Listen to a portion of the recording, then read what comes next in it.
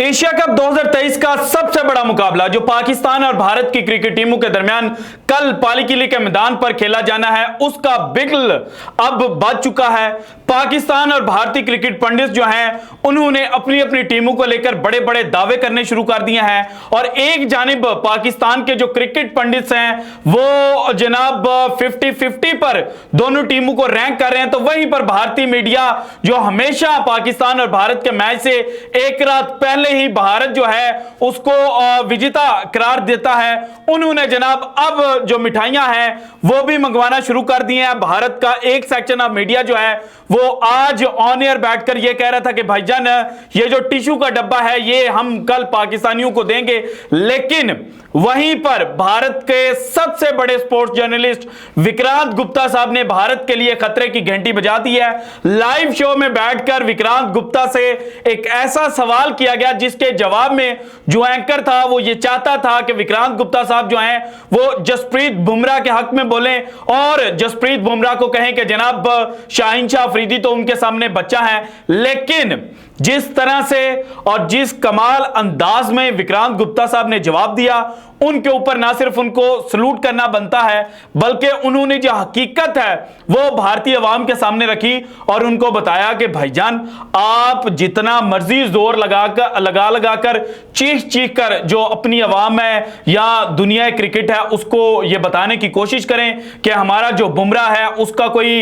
जनाब मुकाबला ही नहीं है, लेकिन असल में आपका जो बुमराह है वो इस वक्त दौड़ से बाहर है। सो विक्रांत गुप्ता साहब ने पाकिस्तान के शाहीन शाह अफरीदी को लेकर क्या बात की ये आज की वीडियो में मैंने आपके साथ शेयर करनी है। इसके अलावा जनाब उन्होंने बाबर आजम के हवाले से भी एक बड़ा हैरान कुन दावा जो है वो किया है और बाबर आजम से बुग्ज रखने वाले जो लोग हैं उनके बारे में भी उन्होंने बात की है, वो भी आपके साथ शेयर करूंगा। लेकिन उससे पहले पाकिस्तान की जो प्लेइंग 11 है वो इस वक्त फाइनल हो चुकी है। मीडिया के अंदर जनाब बकायदा ये खबरें चल चुकी हैं कि पाकिस्तान के वो 11 खिलाड़ी जो नेपाल के खिलाफ खेले थे वही 11 खिलाड़ी जो हैं वो जनाब भारत के खिलाफ भी खेलते हुए नजर आएंगे, जबकि भारतीय क्रिकेट टीम की प्लेइंग 11 क्या होगी इसके ऊपर भारत का एक सेक्शन ऑफ मीडिया जो है वो ये खबरें दे रहा है कि क्या विराट कोहली का जो सबसे बड़ा मुखालिफ है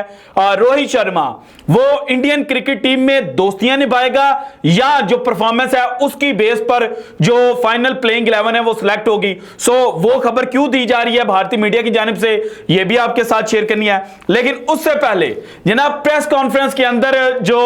रोहित शर्मा है उन्होंने एक चीज का इतराफ किया है और उन्होंने कहा कि जनाब रिसेंट पास्ट में अगर देखा जाए तो पाकिस्तान की जो क्रिकेट टीम है वो बड़ी बेहतर हो गई है। T20 और 50 ओवर्स के जो मैचेस हैं उनके अंदर पाकिस्तान जो है एक खतरनाक टीम का रूप धार चुका है। और इसके अलावा जब उनसे पूछा गया कि भाईजान आपके बैट्समैन जो हैं वो पाकिस्तान के बॉलर्स को कैसे फेस करेंगे और आप कैसे प्रैक्टिस कर रहे हैं, तो उन्होंने कहा कि जनाब अब हम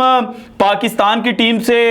जनाब हारिस रऊफ और शाहीन शाह अफरीदी और नसीम शाह को तो लेकर नहीं आ सकते, लेकिन फिर भी हमारे जो बैट्समैन है वो उन्होंने अच्छी प्रैक्टिस की हुई है। सो अच्छा मुकाबला जो है वो देखने को मिलेगा और हमारे प्लेयर्स जो हैं वो चूंकि एक्सपीरियंस्ड हैं तो इसलिए जनाब जो हम हैं वो ज्यादा स्ट्रांग हैं। और इसके साथ ही मुझे वो वाकया याद आ गया 2015 के ओडीआई वर्ल्ड कप का कि जब विराट कोहली ने खुद बताया था कि मोहम्मद इरफान जो एक दराज कांत बॉलर थे उनको खेलने के लिए भारतीय क्रिकेट टीम जो थी उन्होंने एक बकायदा उनका कोच जो था वो एक स्टैंड बना हुआ था, उस स्टैंड के ऊपर खड़े होते थे और हाई आर्म एंगल जो था उसको काउंटर करने के लिए उनके जो कोच थे उन्होंने प्रैक्टिस करवाई हुई थी। लेकिन यहां पर जनाब जो शाहीन शाह अफरीदी हैं उनकी जो रफ्तार और उनकी जिस तरह से बॉल अंदर को मूव होती है इस तरह का बॉलर भारत के पास अभी तक नहीं है। सो शायद मतलब उन्होंने जो एक इलीगल बॉलिंग एक्शन वाला बॉलर होगा या जो एक छोटी बॉल होती है उसके साथ प्रैक्टिस की होगी। इसके अलावा हारिस रऊफ जो हैं वो पेसी हैं और उमरान मलिक जो हैं वो भी बड़े पेसी हैं, लेकिन उमरान मलिक की जो लाइन एंड लेंथ है वो बड़ी जनाब वेवर्ड है, वो एक लाइन एंड लेंथ पर बॉलिंग करते हुए नजर नहीं आते। तो फिर पता नहीं भारत ने कैसे प्रैक्टिस की होगी, ये तो जनाब हमें कल जो है वो पता चल जाएगा। इसके अलावा जनाब अब आते हैं मेन खबर की जानिब। देखें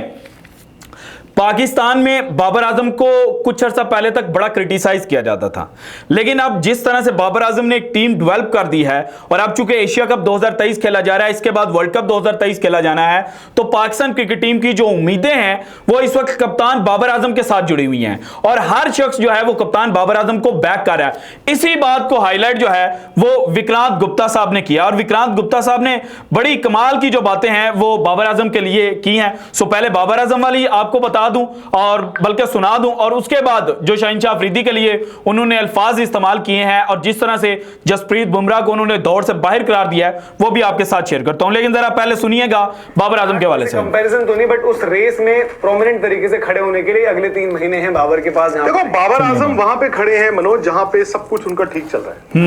मैं बाबर को क्रेडिट दूंगा। आज जो लोग पाकिस्तान में बैठ के कह रहे हैं कि बाबर जिंदाबाद, 80% लोग तो बाबर को गाली देते थे। बिल्कुल पहले होता था। बाबर 100 बनाए तो क्या है यार, ये 100 ही तो बनाया है। बाबर 150 बनाए तो क्या है यार, 150 तो बनाया है। अच्छा यार 80 बॉल में तो बनाया, वो 70 में बना दे तो क्या यार, 70 में तो बनाया है। फिर कप्तानी और जीत गए तो क्या हो गया, फलानी टीम से श्रीलंका की सीरीज से पहले जो मीडिया टॉक हुई थी, प्रेस कॉन्फ्रेंस बाबर ने की थी, तो वहां पर एक जर्नलिस्ट ने सवाल किया था बल्कि बाकायदा बाबर से कि अगर आप सीरीज हार गए तो क्या आप तक कप्तानी छोड़ देंगे, और वो जो जर्नलिस्ट था वो बुग़्ज़े बाबर में डूबा हुआ था। हर शख्स जनाब उसके बारे में जानता है। आज सब कह रहे बाबर जिताएगा, बाबर को क्रेडिट जाता है। बाबर आई थिंक उन्होंने एक चीज दिखाई है, he is a tough nut. Mentally Babar Azam strong होंगे तो ही वो उस तंकीद में, उस क्रिटिसिज्म में, उस दलदल से निकल के उन्होंने ये भी सुना कि प्लेयरों की तरफदारी करते हैं जी, ये फलाने पर्ची प्लेयर को खिलाते हैं, दोस्त को खिलाते हैं, टीम बना दी। इमाम उस्मान कादिर के बारे में ये बातें होती रही कि जनाब इमाम तो पर्ची है, उस्मान कादिर को ये क्यों टीम में लेकर आए, लेकिन उस्मान कादिर ने तो क्लैरिफाई किया कि भाईजान मैं बाबर की वजह से मेरी मुखालफत ज़्यादा हुई और इमाम ने लास्ट 3-4 सालों के अंदर जिस तरह से परफॉर्म किया, इस वक्त जनाब ओडी बैटिंग के टॉप 10 में शामिल है, बल्कि 3rd नंबर पर है। सो इमाम ने भी अपने आप को जस्टिफाई किया इन्होंने आज। तो इसका मतलब है कि Babar other than being a good batsman, वो कप्तान के तौर पर वो अपनी टीम में रिस्पेक्ट है उनकी, एक टीम बनी और उन्होंने टीम बनाई है, इफ्तिखार से बनाए रन, बनाई एज अ कप्तान। इंडिया का क्या है, देखो हम पाकिस्तान, शायद इतनी हमने कभी पाकिस्तान पर डिस्कशन नहीं की होगी, बिकॉज दिस टाइम पाकिस्तान जो 12 महीने पहले था और पाकिस्तान जो आज है, दे हैव डेफिनेटली इंप्रूव्ड। बिल्कुल, पाकिस्तान 12 महीने पहले अगर देखा जाए या उससे पहले 12 से पहले आप चले जाएं तो एक टाइम ऐसा था पाकिस्तान की 2 विकेटें गिरती थी, हमें पता होता था कि जनाब बैटिंग कोलैप्स कर गया, ठीक है भाई टीवी बंद करो, चीजें खत्म होगी, पाकिस्तान हार जाएगा। लेकिन अब जनाब ये जो नई युवा पीढ़ी है, नए लड़के हैं, इन्होंने एक जनाब जो लोग हैं देखने वाले, पाकिस्तान की क्रिकेट से मोहब्बत करने वाले लोग हैं, उनके अट्रैक्ट करके रख दिया है कि ठीक है 2 विकेटें गिर गई, खैर है कुछ नहीं होता, अभी बाबर खड़ा है, अभी रिजवान खड़ा है, अभी नीचे से इफ्तिखार आएगा, नीचे आगा सलमान आएगा, शादाब अभी तो नीचे पड़ा हुआ है, और जनाब शहनशाह अफरीदी तक, और उसके बाद नसीम शाह से उम्मीदें लगी हुई हैं कि ठीक है भाई ये लड़के ऐसे हैं कि किसी टाइम भी मैच का जो रुख है वो पलट सकते हैं। सो इस वजह से बाबर को क्रेडिट देना बनता है। अब आते हैं जनाब शहनशाह अफरीदी के लिए क्या उन्होंने कहा है और किस तरह से जो एंकर है वो उनको डिक्टेट करने की कोशिश रहा था, जरा सुनिएगा। उनकी एबिलिटी है, ऊपर बॉल डालते हैं, कोशिश करते हैं, स्विंग और विकेट्स के लिए हमेशा जाते हैं, तो वो आप कैसे देखते हैं वसीम अकरम का वो असेसमेंट? और सिर्फ इस बेसिस पर तो नहीं हो सकता कि जी। अच्छा, वसीम अकरम की स्टेटमेंट को लेकर उनसे बाकायदा सवाल हुआ। वसीम से पूछा गया शाहीन वर्सेस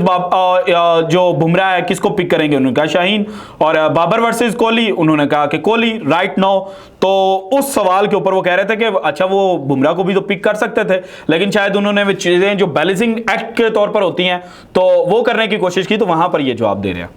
पाकिस्तान में भी लोग खुश रहे हैं और मैं शाहीन का नाम लेता हूं, चॉइस है। हाँ। और दूसरी बात मनोज क्या होती है, जब आप बाबर वर्सेस विराट भी करते हैं या कुछ भी आप करते हैं, मुझे लगता है कि वो टोटलिटी में नहीं कभी व्यू होता। हाँ। अगर उन्होंने पूछा कि who is better, Mitchell Starc और Shaheen Afridi, it has to be आज। ये ओवरऑल नहीं होगा, ओवरऑल में तो मिचेल स्टार्क कहां है, शाहीन अफरीदी कहां है, लेकिन आज की तारीख में शाहीन अफरीदी ने अपना बनाया ना, उन्होंने अपनी अपनी जगह बनाई है भाई। वो नए बॉल से पहले ओवर में 2 आउट कर देते हैं,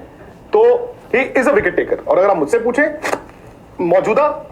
शाहीन अफरीदी, क्या इस वजह का इस तरीके से भी फैक्टर है दीपक भाई, क्योंकि बुमराह ने बीते कुछ टाइम में वो क्रिकेट नहीं खेली, आप होते ना खेलते रहते, जैसे आज सिराज की बात है, इवन हारिस रऊफ, हम इसलिए कहते हैं क्योंकि बीते एक साल में जो हमने उनकी प्रोग्रेस देखी है, जो गेंदबाजी देखी है, क्या बुमराह का ना खेलना भी एक रीजन है कि शाहीन ऊपर यही मैं जवाब भी देने वाला था, क्योंकि बुमराह ने खेला भी नहीं है और दूसरा शाहीन ने जितने क्रिकेट खेली है पिछले एक साल में उसमें परफॉर्मेंस और लेफ्ट आर्म पेसर यार वो भी माइंड में आप रखते हो कि उन दोनों में इंडिया के खिलाफ कौन खतरनाक होगा और पाकिस्तान, क्योंकि इंडिया स्ट्रगल करता रहा है लेफ्ट आर्म पेसर के। इंडिया लेफ्ट आर्मर्स पेसर के खिलाफ जो है वो स्ट्रगल करता रहा है और पाकिस्तान के शहनशाह अफरीदी जो हैं वो